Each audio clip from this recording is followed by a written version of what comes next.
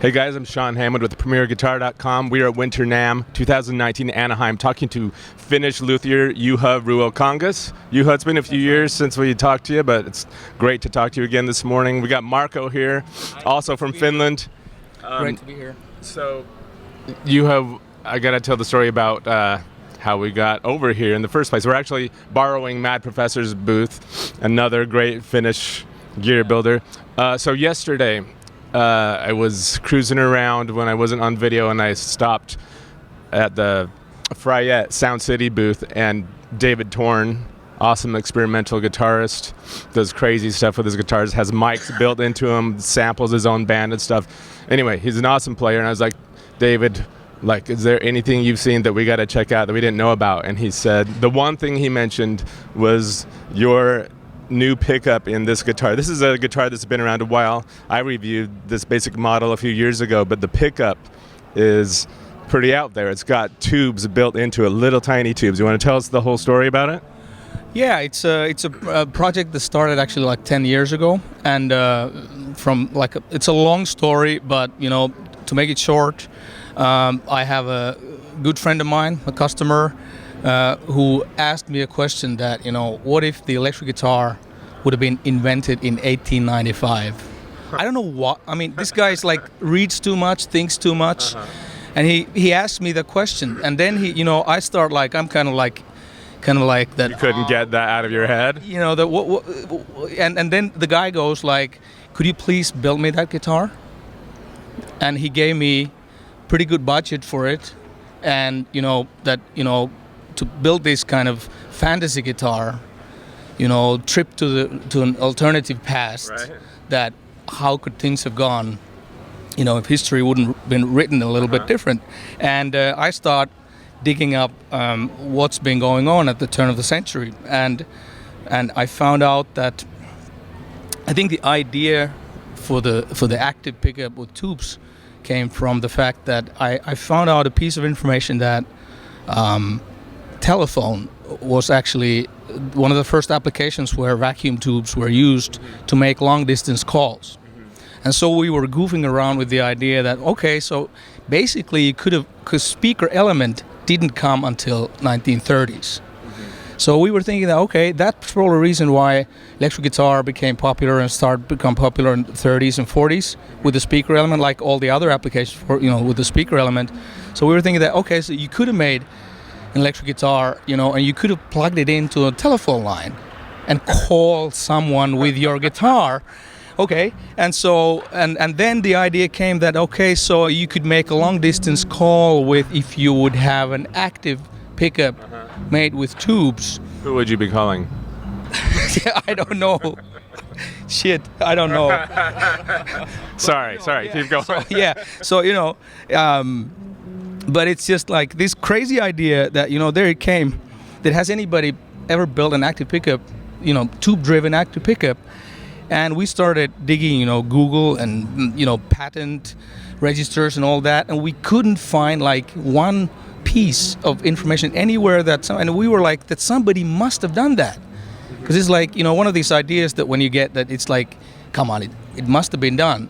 And we couldn't find anything. So we went for it, and this first prototype for my customer, we call it the Captain Nemo. That guitar, I handed over to him in 2014, and it had the first prototype of this pickup. Now, when your friend asked for you to build a guitar that if it were invented in 1895 or whatever, was he thinking just electrically? He wasn't wanting an old school in all ways guitar, was it I think he was more thinking just science fiction, fantasy. So I had free hands to do what I wanted. But it was a solid body look, kind of like what you've been doing, or it makes me curious about the one you actually made for him. It was one of my single cut, the Unicorn model guitars, but it was semi-hollow, and it had kind of a violin look to it. The sides were kind of, or the top and the back were kind of protruding over the sides a little bit, rounded like that, and really special, kind of like a Victorian style bindings and wood carvings and stuff. So it was really beautiful, kind of steampunkish thing. and the pickup is really like gorgeous in that piece. I mean, you can find it on our website. That sounds really cool. Yeah. Yeah. So that guitar became like both aesthetically and electrically like something just absolutely out of the box. And we kind of nicknamed it the first electric guitar in the world, sort of, which pissed off a few people because it's like okay, but anyway, so. And when we got that guitar ready, we weren't really expecting anything spectacular out of the pickup. I mean, I had an engineer. I have a luthier, Jyrki, whose father is a specialist with tube technology. So he came in with the first design, and but we were kind of like thinking that it just we're happy if there's some decent sound coming out of it, because we're thinking of making a one-off guitar. Yeah. And but when we plugged it in, we kind of realized that oh my God, we have something that it's like a new sound, that it doesn't kind of fit into any box.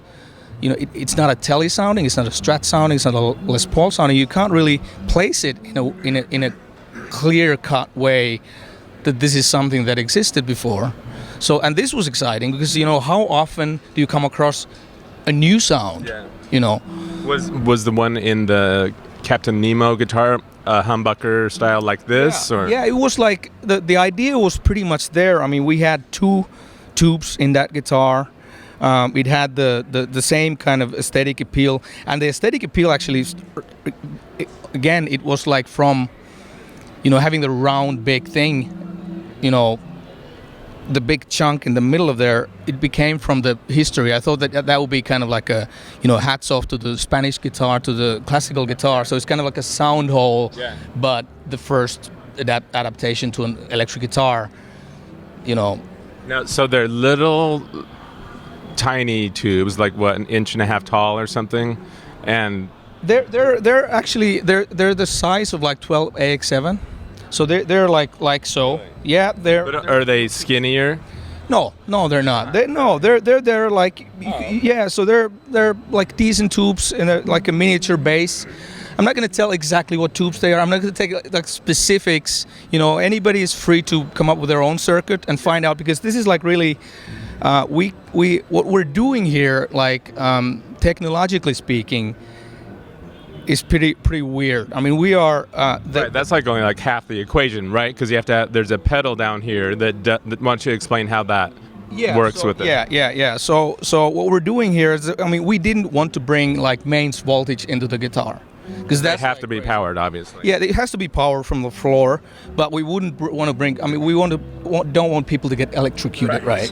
And 120 volt cable right into your guitar. We don't want to do that, and so we kind of figured that okay, we have to find a way to do it low voltages, and then that would mean when using regular tubes, it would mean like star plate mode. So like, literally speaking, the tubes should not work.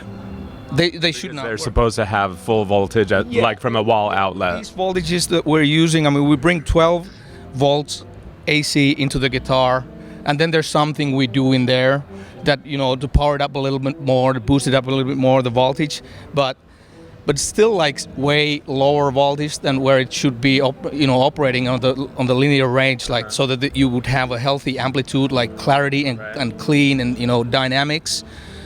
But this is where when we started, developing the thing from Captain Nemo to actually like an applicable, like an integratable thing. Something that might sell to a practical audience. Yeah. So then we brought in another guy who's also worked with these guys a lot, Lassi Ukkonen, who has designed their cymbal pedal and their twimble. For a Mad Professor, Yeah, pre-driver. And he's, this guy is genius. I mean, if there's anything to know about tubes and tube technology, he's the guy. He's the top guy in Finland, and so we brought him in. So we started like tweaking, because the Captain Nemo, it was like out of control. I mean, if you would plug that into a wrong kind of an amplifier and crank the guitar, you would blow up the amp. So I mean, it was kind of out of control. So we needed to have a bit of control over it, and so Lassi came in as the second engineer. We started tweaking, and with Lassi, we were able to find new old stock tubes from the 1940s. This guitar has tubes that are dated U.S. Army, August 1945. Wow. And these are military spec tubes that have been used, you know, in airplanes, in radars, and they're like take vibration, and they're really rigid, heavy duty tubes. Now I know you don't want to reveal specifics about it, but are you able to say that you chose those due to their military spec robustness, or are they tubes that are still made these days? Like if they blew out and someone needed to replace them, they are ones that could be replaced with ones being made today. They're not available as they're not made anymore. But it's tube that doesn't have much of like commercial applications anymore. And a lot of the new old stock tube outlets have a huge supply of these tubes, and it's at a very low cost compared to if you talk about NOS, like, you know, 12AX7 or, you know, 6L6 or whatever like that. So we found these tubes and started. What we had to do, I bought from the United States like 1,000 pieces of these tubes, so that we could go, you know, to the drawing board with Lassi and start, you know, and he put me sitting at his you know, measuring equipment. So I start measuring every tube with the actual mains voltage, and then every tube with the low voltage. So we start understanding what is happening inside the tubes with the low voltage. So if we could find something that is useful for us. And we found sweet spots outside of the typical operational range of these tubes where we could have that like healthy dynamics, really like healthy amplitude that you can work with, and you get that kind of clarity and dynamics that you would want, that you have any use, so that these wouldn't be the just, you know, pretty light bulbs. Right. You know, because typically, I mean, it's funny because we put out some videos about this, and there's especially people who know something about tube technology, you know, and they see the video and they read something, they maybe listen to some samples, and they get very emotional. They get very emotional. This should not work. It's a gimmick. It's, you know, it's a hoax. It's just, you know, light bulbs. It doesn't work because it's like starved mode. You know, it's just gonna distort like. They don't believe that you guys found a way to make it work. They don't, yeah, because this was totally thinking outside the box, and it started from that guitar, Captain Nemo, that had kind of nothing to do with the. It was just a cool thing that we started goofing around with, and so, and this is the, I think this is the coolest thing that, you know, if you think of, you know, creativity, making music, making art, or at best making guitars, finding new ways, finding like a new sound that, you know, just didn't exist. Well, this is a fascinating story, and it's like torn between wanting to know more, and I'm sure everyone wants to hear it too, but do you want to quickly tell how the pedal part works with it, and then we'll have Marco demo some sounds? Yeah, so it's we made it really simple to integrate this into your existing rig. So what is here is like our demo pedal board. It has normal pedal power over there, which feeds 12 volts AC into this box here, and this box connects to the guitar with a mic cable, with an XLR, like 3-pin mic cable.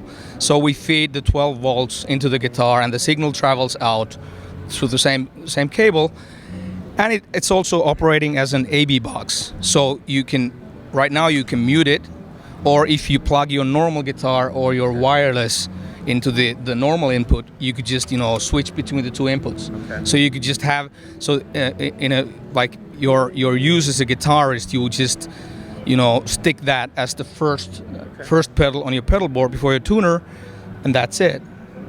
Okay. You know? Is there anything else we need to know about that box before we have Marco play? No, there is nothing in that box really. In the guitar, I would say about the controls, because that's the kind of funny thing that people are very confused about, is that, you know, there's one pickup stuck in the middle of the guitar. And is it just like your standard humbucker, or? No, it's not, because that's the thing, you know, you couldn't do that. One of the most common comments and misunderstandings on the commentaries on our videos has been that you know, that this is, you could do the same thing, just putting a It's tube. just a normal pickup. Yeah, and you could just put a tube-driven, like a box on the floor. Why don't you do that? But what we're doing here is that this pickup is very special. It's like really low-wound pickup that on its own would be useless.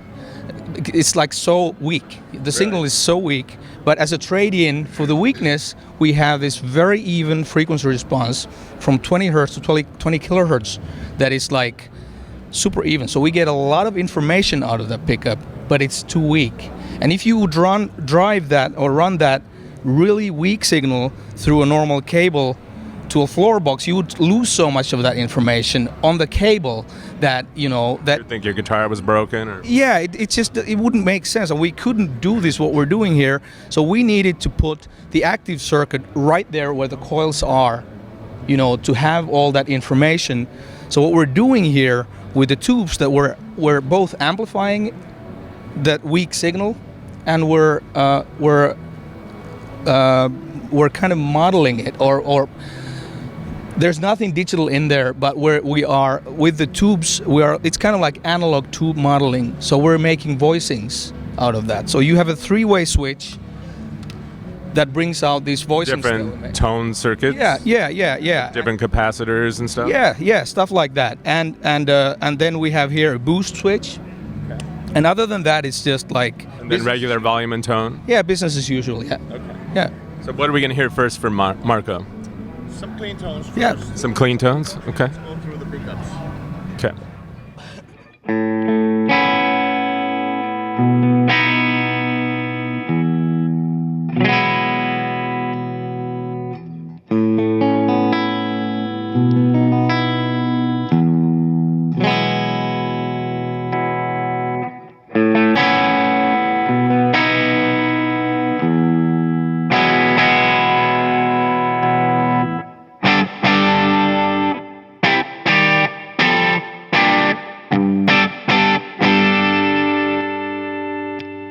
So that, yeah, when you added that boost in and the amp started to break up a little bit more, you could really hear the difference more there, I felt like. Did you want to kick on some drive or anything? Or? Okay.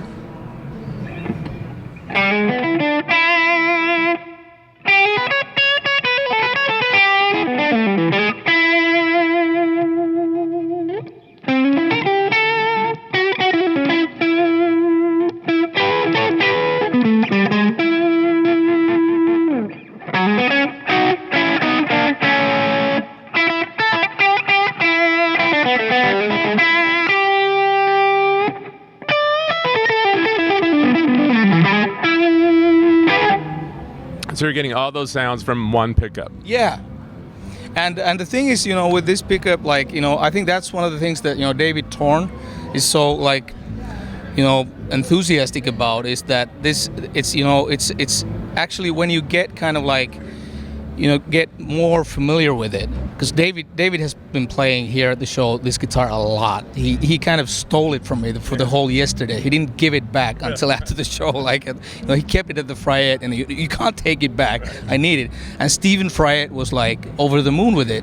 I think he commented already on some of the pictures, like, that that's on his list. So I don't know. We'll see. But it's yeah. So I mean, the thing, with David, like he described to me that that how often do you come across with a new sound that it's it doesn't fit into your box. I mean, it's because that it makes people confused, because it's like you look for that. Okay, it's not a Tele. Okay, it's not a Strat. It's not a Les Paul, stuff like that. And we have another guitar at the booth where we experimented a little bit, adding another switch so we could, because this is a humbucker here. So we added a little switch that you can go from series to parallel mode. And so we have another 3 sounds, and you could go kind of more sharper, kind of tele-ish direction with it, and more kind of like a sparkle and stuff like that. So or kind of like a higher pitch like that. So it's really something that hasn't been before, and I totally get it that people are confused, and we're not like claiming that this is like replace. This is better or replacing or anything like that. But Sounds like it was, if anything, just a great adventure for you guys. And then you, like, a friend gave you an idea you couldn't get out of your head, and you had a lot of fun following that into wherever it led, and then it led somewhere cool. And I imagine that given all the time and effort you've put into it and the parts and everything, all the tooling you've had to do, that it's got to be somewhat pricey, but do you want to talk a little bit about that? Well, it's pretty simple because we'll offer it as an option for our guitars, like basically any guitars we make. We don't offer it as an aftermarket part for others. It's in our guitars, you can have it, and it's basically, if you know like the price level of our guitars, so that's like a $1,200 extra. So it's a $1,200 extra to any of our guitars, to the starting price of a Mojo. So as an example, this guitar would be in the six. This is a Mojo King, right? Mojo King with these appointments, with that fretboard, with these like the metallic color and that stuff. It will be in the like 6K range. And starting the Mojo Classic at its most like bare bone construction, that will be like under 5. So I think it's like as a boutique and a really special, unique feature that you can't have from anybody else. I think it should be pretty. Yeah, that's not bad. Yeah. I mean, especially considering all the time you and all these other people have put into it. Yeah, and again, it's like the way I think about this. You know, I feel most guitarists won't ever need it. For most guitarists, it's like unnecessary. It's like too weird because it's like so out there, but there's a lot of guitarists like, you know, okay, David is on the other extreme, right? He loves unique gear and tone toys. Yeah, and there are a lot of players like that who are always on the lookout for, you know, to expand their range, because at the end it's all about music, making music. And if this can make you more inspired to do something, and you know, you find stuff from that guitar that you couldn't maybe find creatively speaking from the old sounds, right, then I think we've achieved our goal with that, you know. Well, thank you so much, guys, for showing us the guitar, telling us the interesting story. It's really captivating. Can we have Marco play us out and you tell people where to go to find out more about it online? Yeah, you can go to Ruokangas.com. We have there everything. On our YouTube channel, you'll find videos. You just type Ruokangas or Valvebucker to YouTube, you'll find stuff. And you go to Premier Guitar and subscribe Premier Guitar. That's right, guys. All right. Thanks, Juha. Thanks, Marco. And thanks for joining us, guys.